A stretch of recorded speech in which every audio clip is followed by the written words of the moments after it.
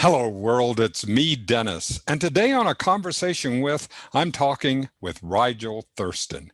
He's my friend. He's a musician, an entertainer, a composer, and this is the debut of his latest album.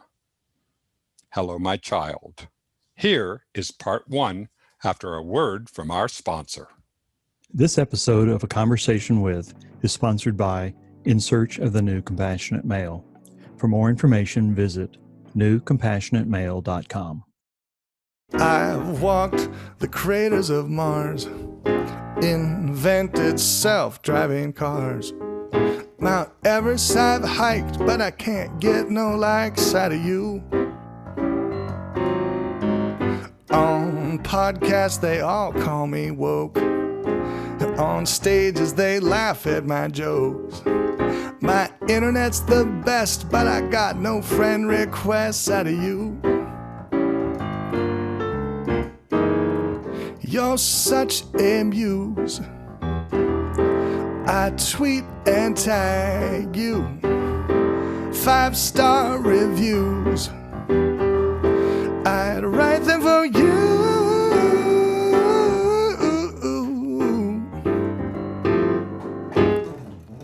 I bought Apple stock in '93, and now they send me iPhones for free.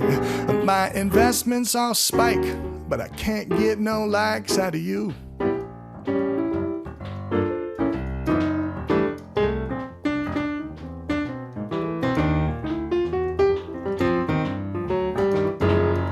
You're such a muse.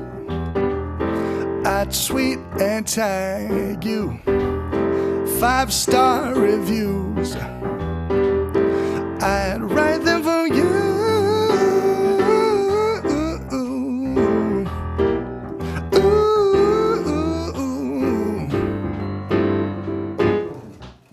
I'm gonna hire a therapist. We're gonna find my inner bliss. I've been stuck in obsession. It's time for confession. Gonna move on with my life. Get back together with my wife. 'Cause I don't get no likes. No, I don't get no likes. I don't get no likes out of you.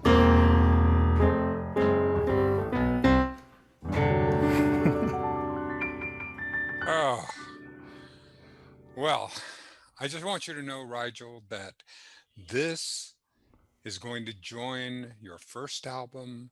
And were we still in the radio in the disc age, the actual press disc, we would have worn the grooves off the vinyl of your first album. It plays for us so much. Oh. So now, please give us the genesis for all the Rigel Thurston fans. Gives us the genesis of this particular piece, because I know you have been meeting and working with songwriters all over the planet. Mm-hmm. You have been working as part of this process. So I want to know the gestation process. Yeah. Yeah. So this song,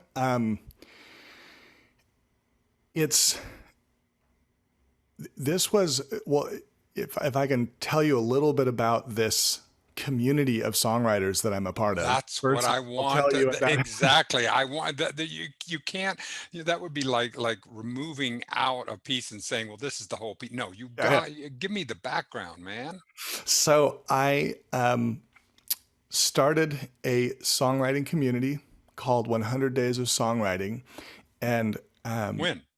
This was in spring of 2017. Uh-huh. And I was at this kind of turning point in my life where I had just quit real estate to go full time with music. And I recorded my first EP, the Out to Sea album, which you have, that you say you have run the grooves into the Thank God those digital digits are. Yeah. I'm so glad that the ones and zeros are so much more durable. They're so durable. They never change. Um, but it's mostly covers. There's one true original, one that a This is friend wrote. Brooklyn. This is the Brooklyn song. And but I knew that if I was ever going to move out of that world of cover background music, which Hmm. is what I do by trade, I knew I had to start writing my own songs, which scared the hell out of me. I can imagine this is, and still knowing you, knowing the stories that you have. So I see the connection between the stories of Rigel Thurston, Mhm. the adventure, all the way that you have to who you are, and so and to bridge that with song, that's a chasm. Yeah. Yeah. And I mean, you were right there with me, encouraging me. I mean, you were probably the first person who was really like, Rigel, you can do this. Let's do this. Let's figure this out together. And I mean, you helped me tell my first stories. So Cheers. cheers to that. But then the next step was like, okay, now that I've cut the ropes, and I'm drifting out into sea, like, wow, the heck do I paddle? Where am I going? Where am I paddling to? What's the motor? Am I using the wind? Am I using oars? Am I like blowing into my own sails? And I knew I needed. I read this real estate book of all books. I read this book by Keller, the guy that started Keller Williams, called The One Thing. And basically it's an entire book about like what is the one thing if by doing that one thing, all other things are just not as important. Like what's that one Yeah. thing that's going to affect everything else? And for me, it was songwriting. And I knew that I had to do it. And everyone that I talked to who was an expert was like, Rigel, you can take all the classes, you can read all the books, but you actually the only way you're going to get better at songwriting is to write songs and bite the bullet. And so is it okay if I curse? Please. Okay. I knew they would, I heard this saying like the shitty first draft, and like Yes.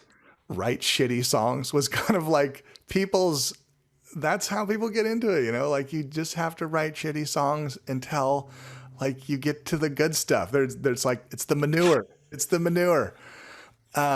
And so I I took that and I was like, okay, what if I just did some songwriting activity every day for 100 days? And this is something it's really big in the art world. It's not Sure. super big in the music world. And I have some theories, but I, I didn't see any 100 days of songwriting community out there. So I decided to start my own right here in my converted garage, which is now my studio. And I got several of my friends who are composers or not composers, and I conned them into becoming composers. And I mean, amazing things started to happen inside this community, including like I wrote a bunch of crappy songs, but I wrote a couple of songs that I liked. Out of this 100 days, I think I got two that I was like, yeah, I can play these. But And 2 out of 100 is a good ratio when you talk. I mean, when I read, I've done a lot of biographical reading about songwriters. uh Lennon and McCartney and Springsteen and Joel and all that. Man, that's a pretty good ratio. well, yeah, to someone who knows about creativity, that's a good ratio. But to someone who's new at it, it's like I didn't know that was a good ratio until I have to experience it. Um, so I I got those first two songs, one of which is actually I think on the album, and then but during 100 days is this period of time. It seems like a great idea until about day 20, and I'm like, what the What? crap did I just sign up to? And then Why would I have ever thought this was a good idea? exactly, and so my my perception of my own abilities starts to acclimate to reality, and which is this really tough thing that I think everyone. I've seen other songwriters kind of going through this kind of reconciliation process where they're like, yeah, I'm just going to power through. You power through, and like every day you're like writing a song and like putting out all this content. And then it's just like, woo, 2 weeks in, I'm out. Happens every time. I mean, I'm on my eighth. I'm on like day 90 of my eighth 100 days of songwriting, and it's down to a trickle for everyone. But there's people still putting out little bits. For me, my personal rule. So basically, this community is. It's a motivational and inspirational community Yeah, that songwriters get into the habit of writing, sharing, and encouraging each other. And wonderful. everyone, So the three processes. All right, now yeah, the very go back, take me back to day 20 of the yeah. first 100. How did you get through to day 21, to day 22, to day 20, to get past that? That it's almost like it's the sound barrier, right? Yeah. Where Coelho talks about it in The Alchemist, that when you go for your personal legend, every objection will come up to face.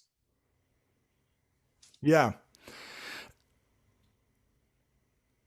Well, I went through that acclimation process, the acclimation to reality, and then I had to change what my daily rule is.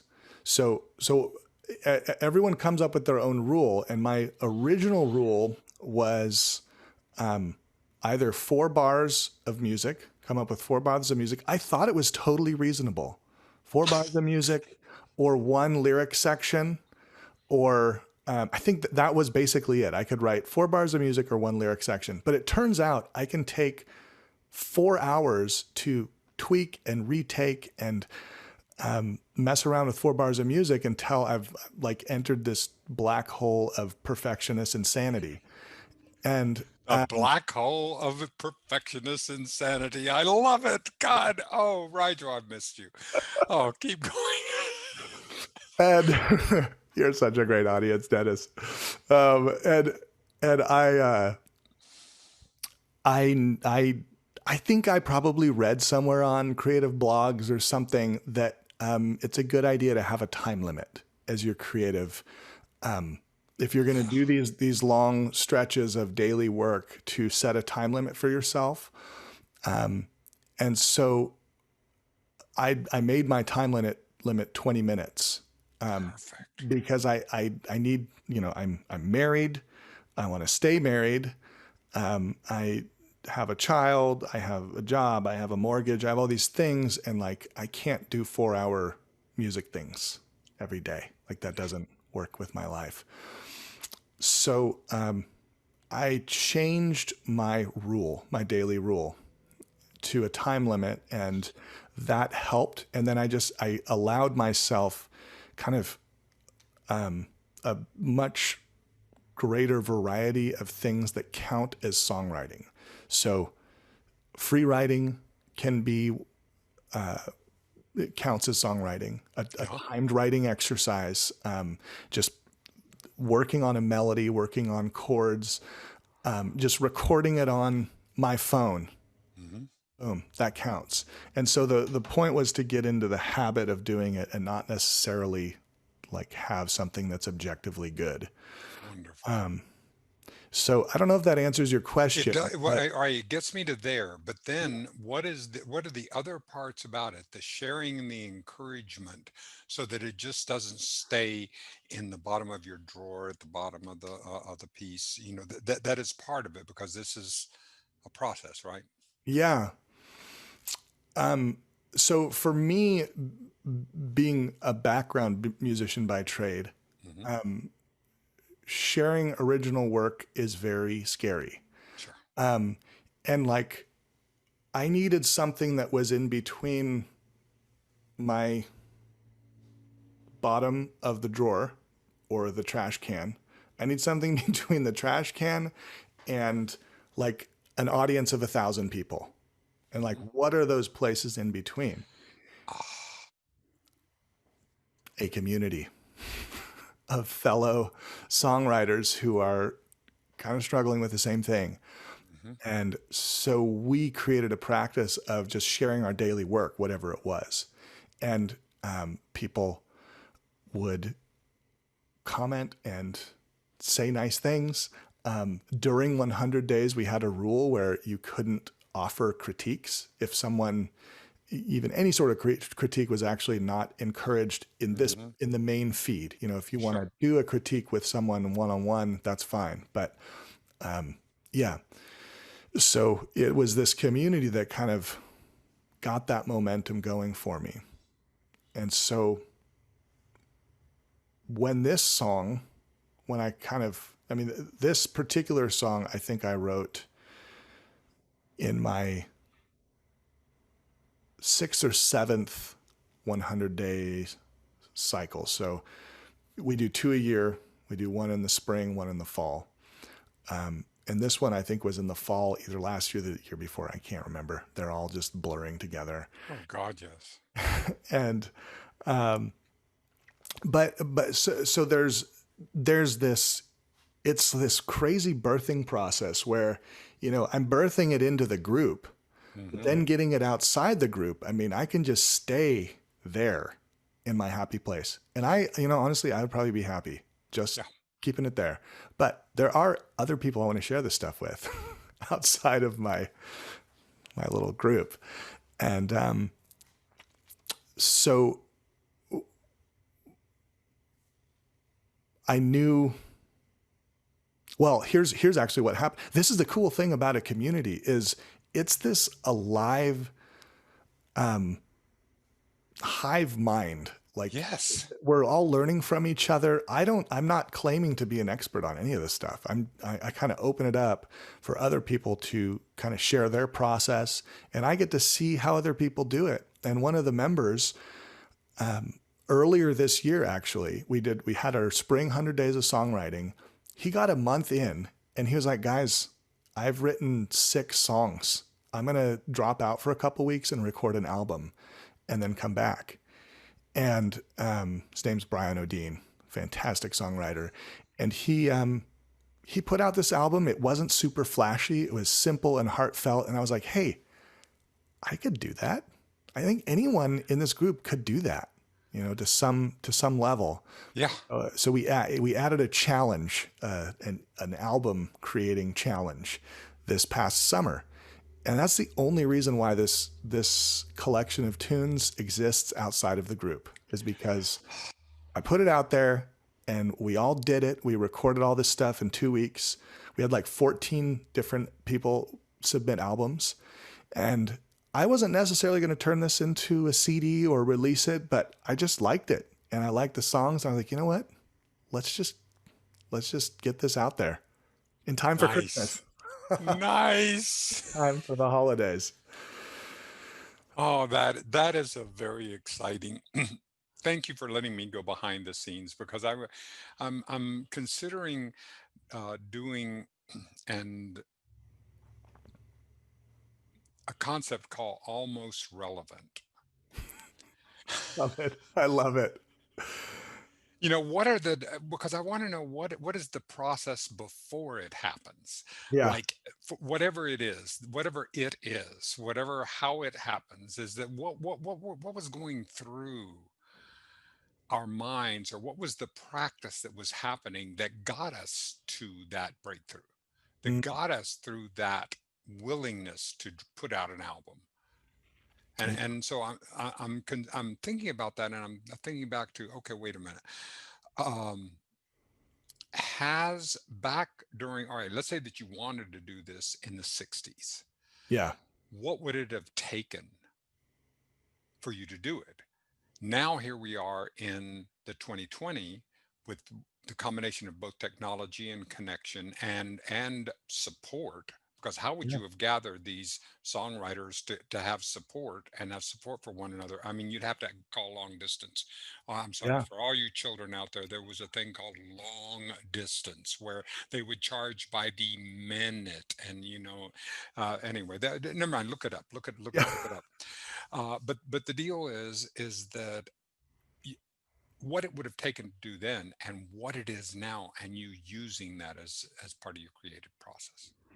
Yeah. I mean, now there's no excuses. There's no more excuses because it's all, I mean, you can literally do it with your No, phone. no Yeah. excuses, I damn it. know, I I know, I want my excuses. I know. Give me my I want reasons why. I mean, I don't want Yeah. Yeah. The only thing is myself. So it's like, I and think, that's the big one, yeah, right? that's the big one. How much over the years that you and I have known each other, the walks that we've taken, Hmm. the place hasn't it always circled back to that? Yeah. Yeah. Absolutely. Absolutely. And I love that title. What did you say the title of this show you want it to be called? Like Almost almost relevant. relevant? Yeah. I love that because it gives me permission to not quite be relevant. And that's really, I feel like that's this group is like, we're almost relevant, but that's okay. And there's like a safe place. Like there's so much Yeah. mystique in music that I think has been infused into our cultural milieu Yep. to believe that it's like this thing that's out of reach from anyone other than the elect, the select few who have been Yes. chosen. And it's The really golden like, children. Oh. yeah, yeah. So, Well, it is so cool to be able to know, okay, so this is what you're doing now. So you put together the album and then now you're putting it out mhm. as a part, I mean, so you have a label. This is your label. Yeah, actually, technically, I do have a label. It's a checkbox, basically, Yeah. at ASCAP. Yeah, but it's basically it goes out through the label. I don't want to get too bogged down in the details, but Yeah. yes, But it is a label. I mean, it's a these label. are the thing for us non-musicians, Yeah, just to let us know what this process is and how and yeah, how you're doing it, and then you send it out, and of course we'll have a link to anyone that wants to be able to get it yeah, and wants to be able to do this and yes, then join you in that, and also to be able to have out to sea and to be able to have contact to that, right? I mean, this yeah. is part of you building a worldwide audience. I mean, how does it feel that someone in another part of the world downloads your album and is sitting there going da da da da? Yeah. I mean, No, it's incredible. And what's cool about this is you were here for the Out to Sea. yep, And I just looked on my website and someone had purchased a digital download of yep, this album, my holiday album from a yep. couple years ago, and then Out to Sea. And I'm seeing how this could work. I'm not getting rich by any means right now, No. but I could see how like having a gallery of collections Yes. starts to make sense after you get enough out there. And so I'm excited. Would you play us out? Figure Yeah. out something to play us out of part one, because we're going to come back, and because in part two we're going to discuss the idea of the working artist. Mm. Okay, and how that works. All right, so play us out. All right. Well, I'm gonna play you the title track of the album. Yes. Hello, my child. Hello, to your Please. inner child, Dennis. Thank you. Oh, he's ready.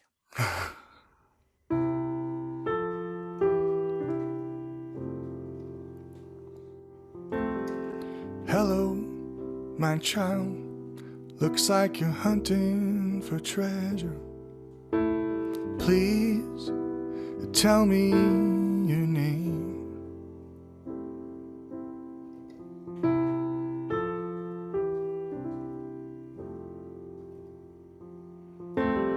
Hello, my child. There's salt on your face. Your hair is windswept and frayed.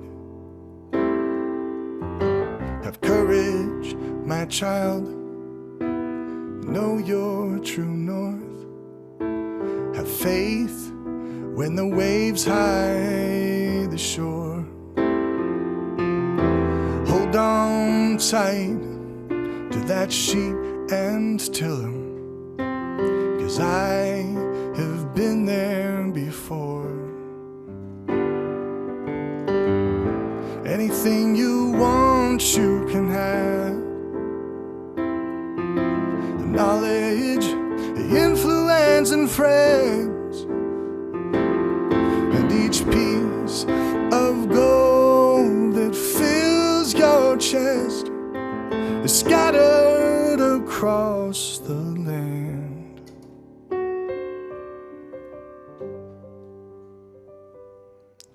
You're not a pirate, my child, and you're not a con. You're not a tyrant or a pawn. I know where you live, in that little blue house where the clouds turn violet at dawn.